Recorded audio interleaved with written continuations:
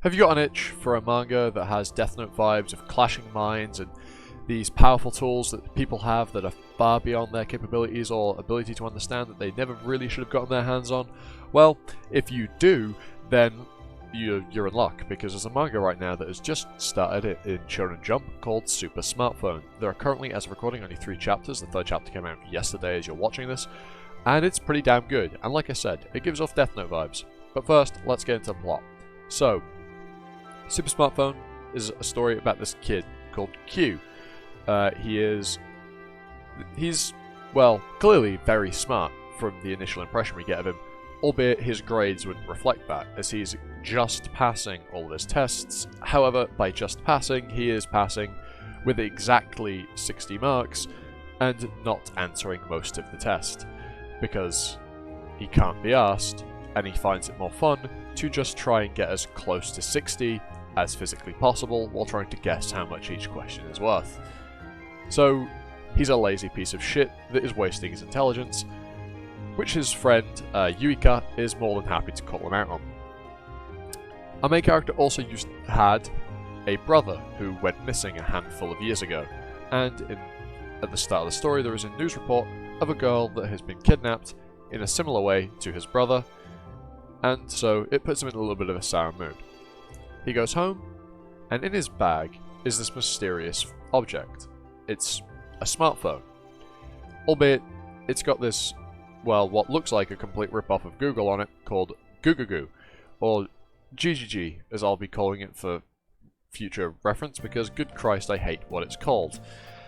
This search tool is basically omniscient. Any information that is written on the internet, anywhere, imagine Google if it could find all information on the planet, not what is just limited to Jesus, I butchered that sentence. Not limited to just that which is online or within its search, what is in Google. Basically, the Super Smartphone can find any information anywhere on the world as long as it exists within reason. There are a few exceptions. It can't find, for example, things that are tangible, like a specific, for example, if you dropped a £5 note, you couldn't then find that specific £5 note unless there was something that you'd done to it to make it identical, to make it unique. However, what it can do is find all of the dropped money in an area, or find out any information on what people have bought recently, whether they have, people's family, whether they live alone, and all of this. And our main character has access to this.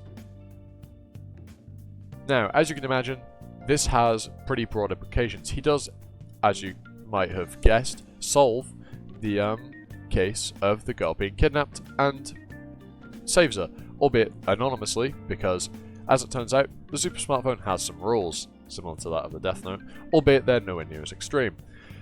The first rule, and probably the most important, is that if you reveal its secret that it exists, it will be revoked from you and you will not be able to use it. There are some hidden rules that you find out after our main character gets more points. You get points by using the search function. And you have to, well, here's another rule, you have to meet a certain amount of points gained in a time threshold, otherwise the phone will be revoked. And whoever gets to the maximum amount of points, which I've forgotten the exact number for, gets to keep the phone permanently. And this is the first hint that there are multiple Super Smartphone holders, and chapters 2 and 3 very clearly drop us the information that we need, that there is almost definitely multiple. In fact, chapter 3 quite literally shows us another one. And in all honesty, this manga is pretty good. I do like where it's going, and I like the idea.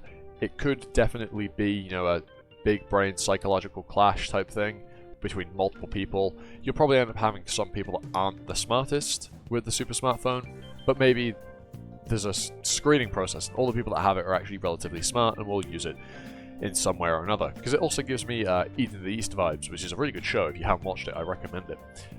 Where a bunch of people have a bunch of money. That's a terrible explanation of Eden of the East. But this show seems like kind of a blend between Eden of the East, Death Note, that type of stuff. And honestly, it is pretty damn good, and I would recommend you go read it if you like that type of thing. So yeah, I've not really got anything else to say. If you like this video, leave a like, comment, sub, hit the notification bell. It really helps me out, and you can change your mind in the future if you feel like it. And yeah, with all that said, I've been Animosity, you've been you, and I'll see you next time for another video. Ta-ta, for now.